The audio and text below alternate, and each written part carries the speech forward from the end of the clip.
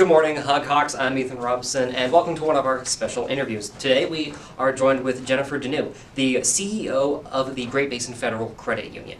Now, she's been kind enough to tell all of us a little bit on how to be financially prepared for life during and outside of high school. So, nice to meet you, Jennifer. Thank you. So good to meet you.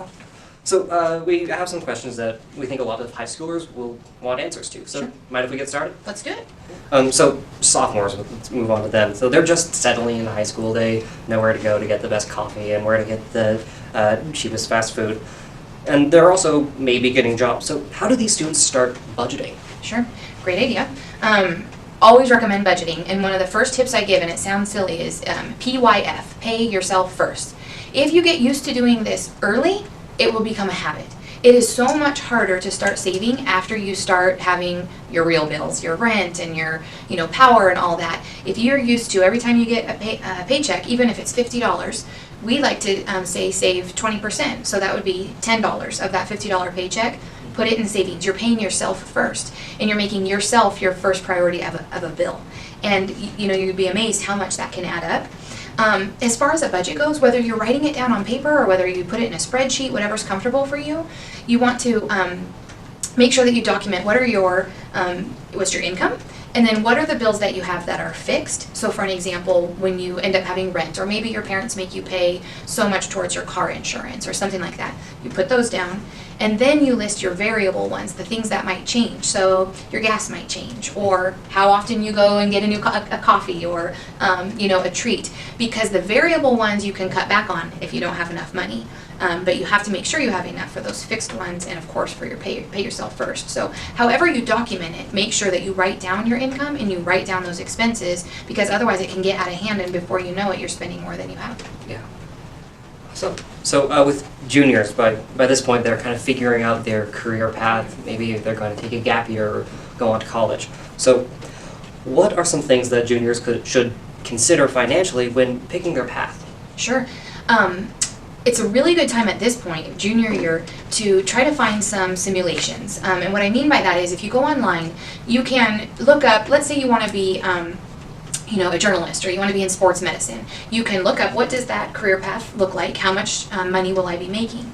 And then it starts asking you questions and might make you think about things you don't consider. Do you want to rent? Do you want to have roommates? Do you want to live on your own? Are you going to live at home? Are you going to have a cell phone? It starts asking you all those questions, and it will calculate and say, okay, well, based on the job you want, you can't have all those fun items. Or it might say, if you want all these fun items, then you need to make at least $50,000 a year, something like that. And I think it's just a good practice to start really thinking about all the things that go into moving out and perhaps living on your own. If you don't want to find a simulation, maybe sit down with your parents or someone who you can trust and talk about what types of bills do they pay, because I think that kids don't know a lot of those hidden costs that parents pay. So just learning about what is to be expected so that you can figure out maybe what type of job you need, or cutting back on some of the things that you wished you had. Yeah. The program provided by HUG, it does let you figure out some things, like how much might an apartment cost and how to find the best price, but it doesn't really let you customize what you want. So that's really good advice. Sure. And having roommates makes a difference. And when you decide if you want to move out, how much is rent going to cost? And does it include your utilities? Does it include your Wi-Fi? Students these days have to have Wi-Fi to be able to do anything. Well, there's a cost to that. And so those are those little things I was saying that could add up and really help you to make sure that you don't get in over your head. Okay. Now, finally, with seniors, at this point, they basically have a general plan of what they want to do after graduation. So what are some last-minute financial tips you might have for people who are graduating this year? Yeah.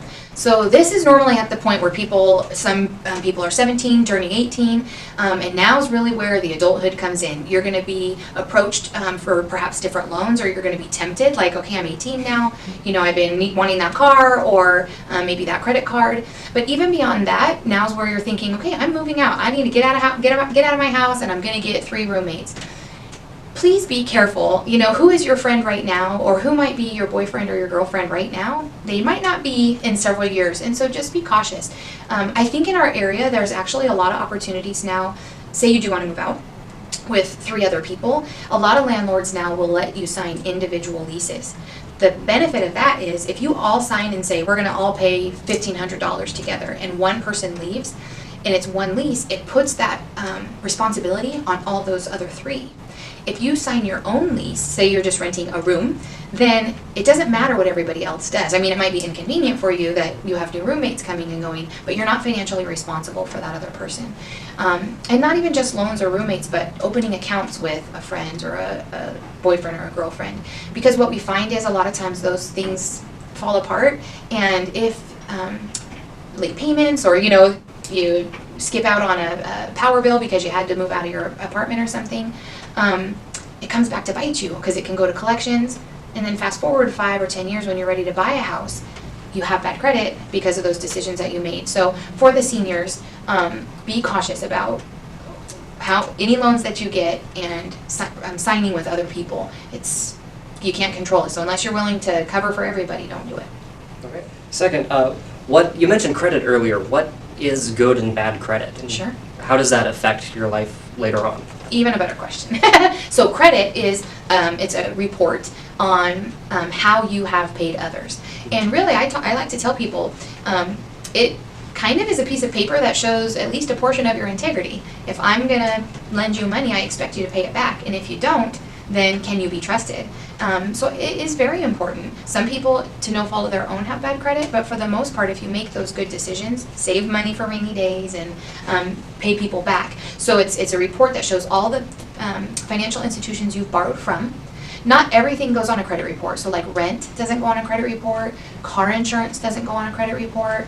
Obviously money you borrow from your friends, but what goes on a credit report, if you take a loan for a car or a truck, that goes on a credit report. Just a personal loan you might take, credit cards, home loans, those all go on a credit report when you pay good. If you don't pay and it goes to collections, it goes on your credit report. So bad will always show up. And so some people think, well, I have good credit because I am paying my rent. Not necessarily. So what difference does having good or bad credit make? Big difference, because not only can it affect if you even get a loan, but it's going to affect your interest rate you pay on that loan. So if you have really good credit and you come in here for a car loan, I might only charge you 4%. If you don't have very good credit, or sometimes no credit at all, you might pay 15 or 18%. I mean, exponentially more, because your risk is higher, because you proved that you couldn't pay well, or you haven't proven you've been able to pay anything. So I'm going to charge you more just in case you don't pay me back on time. But it also can impact your car insurance. You get charged a higher amount for your car insurance if you have poor credit. And for, anybody under 25, but especially males, you're already going to pay through the roof. And so having good credit and good grade. Okay, males, credit reports. The other thing that credit could impact is your job. Like here at the credit union, we run people's credit to determine if we're going to give them a job. Why? It goes back to that integrity thing. If you haven't made payments on time, then I don't know if I want you working in a financial institution around a bunch of money. Plus, you might have a higher likelihood to take a little for yourself. But other jobs too, police officers, that's a big thing for law enforcement to have your credit run, military. So it really does flow over into other things just than loans. Okay. Well, that's about it. So thank you very much. You are so welcome. So once again, this is Jennifer Deneau, the CEO of Great Basin Federal Credit Union, who was kind enough to teach us a bit about how to manage your money. Absolutely. If you guys ever have any questions, I'll give you my card, and I don't mind any emails anytime you want to call me. I'll help you out. All right. Well, thank you, and have a great day. Thank you.